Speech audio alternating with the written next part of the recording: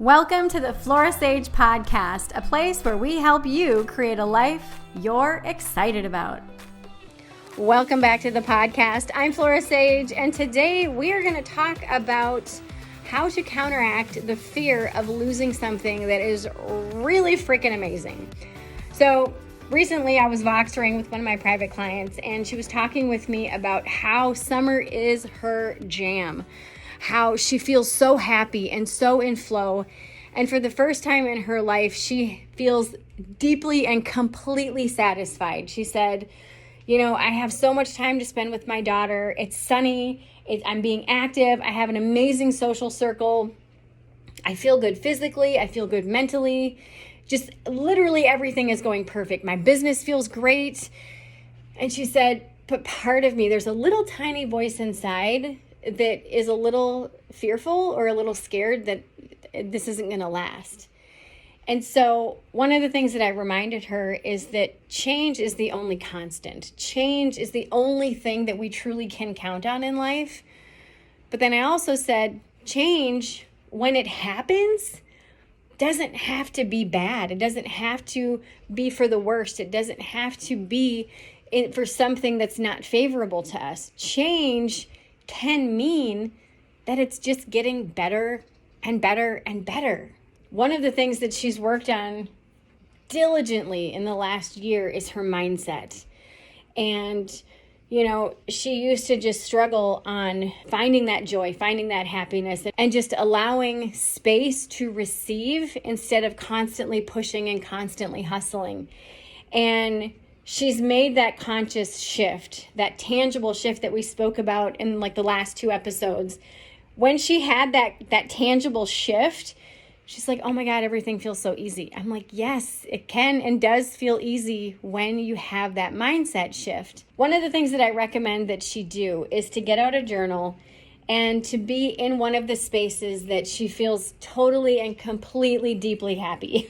So whether that's at the pool or at a restaurant or her favorite coffee shop or in her backyard, I recommended that she just sit down and just soak in that space and write out all the elements that are present. So it could be the sunshine, the birds chirping, the fact that she got 15,000 steps yesterday, the fact that she's been sleeping really good and that she's eating healthier foods, and she's spending a lot of good quality time with her daughter and her family, and that she is in anti-hustle mode for her business, and she's doing the things that she's guided to do, and that's making her money, and that's bringing new clients in, and she doesn't have to hustle.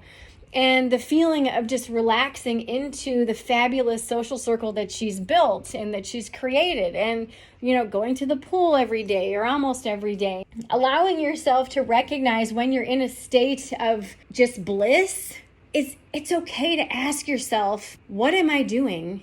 And why do I feel so happy? And you guys have heard this story that I went through many years ago, where I was standing in the kitchen with my hand on the island, looking out of my patio door.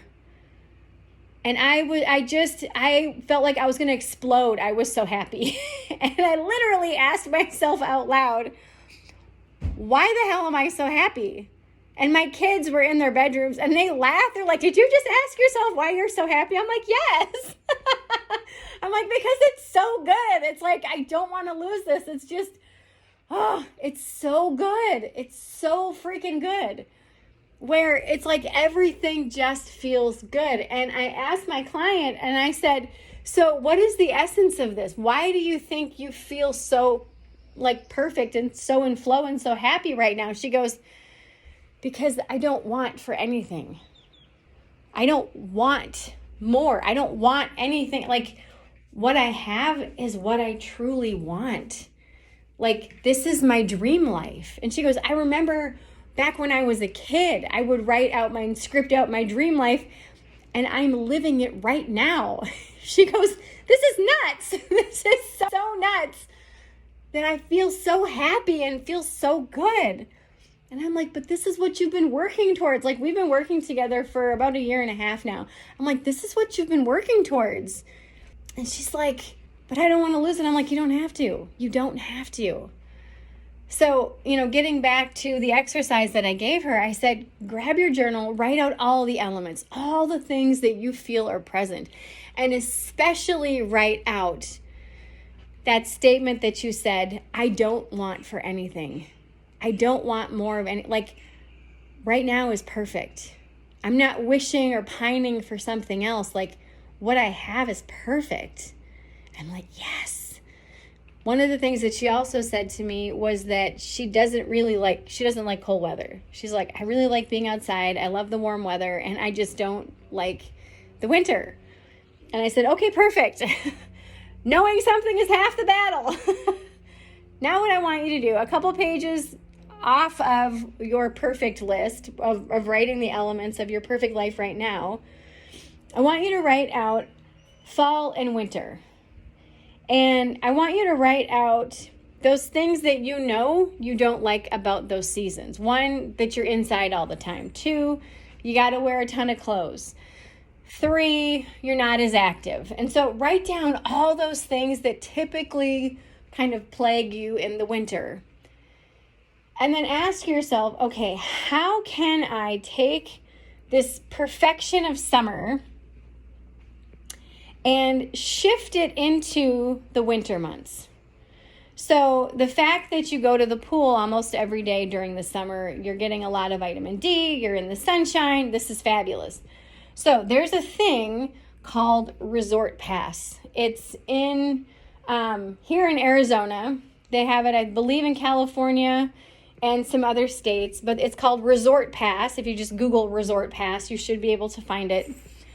But what Resort Pass is these day passes for luxury hotels or luxury resorts in your area, and they're like $10 a day.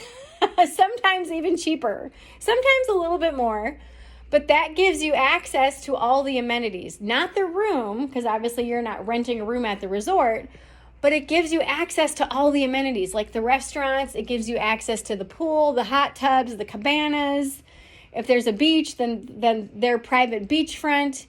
But it's called Resort Pass. And I asked her, I said, what would it feel like for you to research Resort Pass and find if there's resorts in your area, and then plan for that?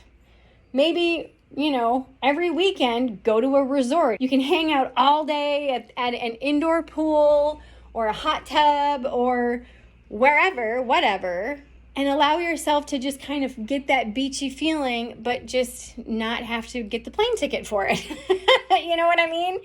And then I'm just like, and if you're sleeping well, why do you feel you're sleeping well? Is it because you're getting so much exercise? Okay, how can you weave in more exercise during the winter months? What can you do? Could you join a gym? Could you get a walking pad?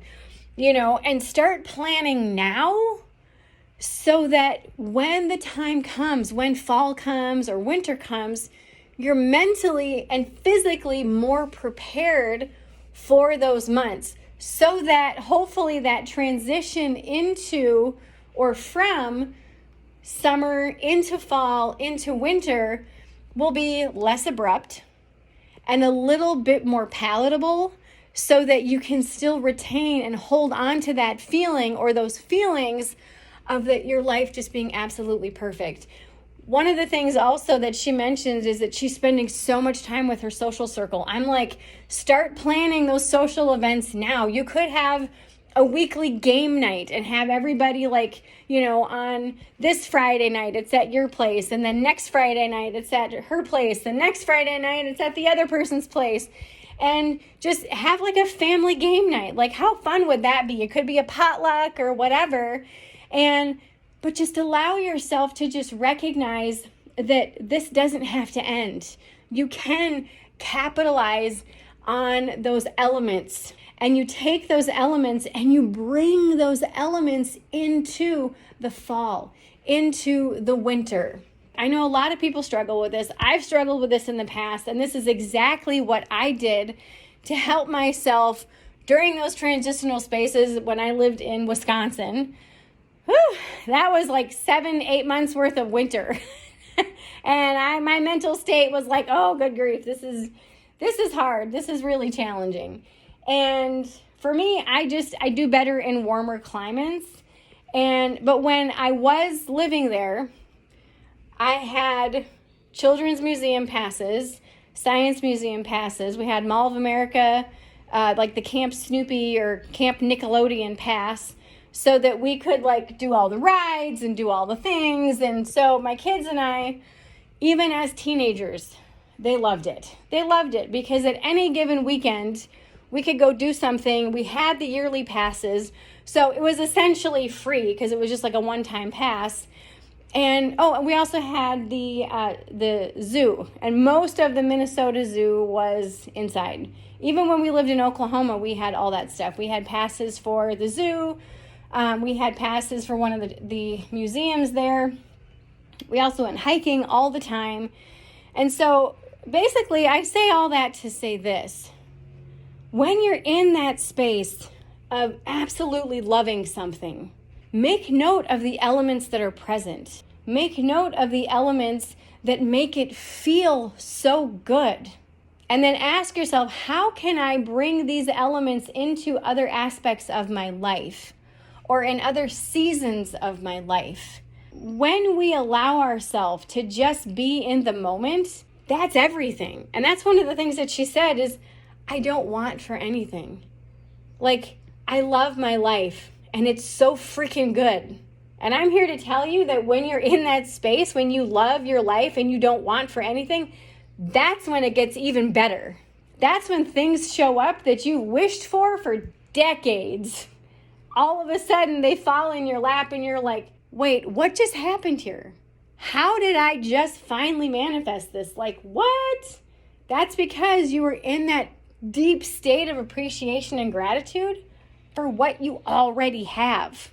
When you're in that space of loving where you're at completely, there is no fear, there is no lack, there is no anxiety.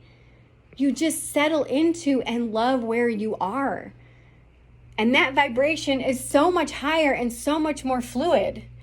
But when you're in a space of lack, like I don't have a relationship and oh my God, I'm going to be single forever and all these other things, and that feels fearful, it feels anxious. That energy is very panicky. It's very tight. It's very stuck.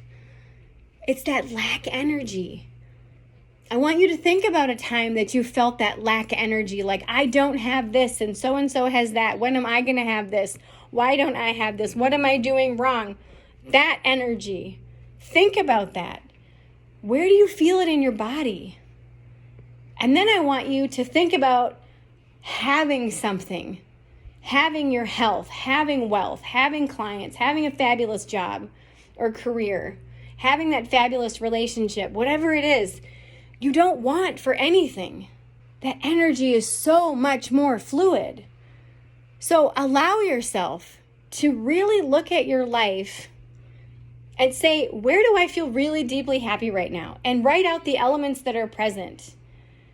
And then, where in my life do I fear change? How can you circumvent that change so that when change happens, you're ahead of the game?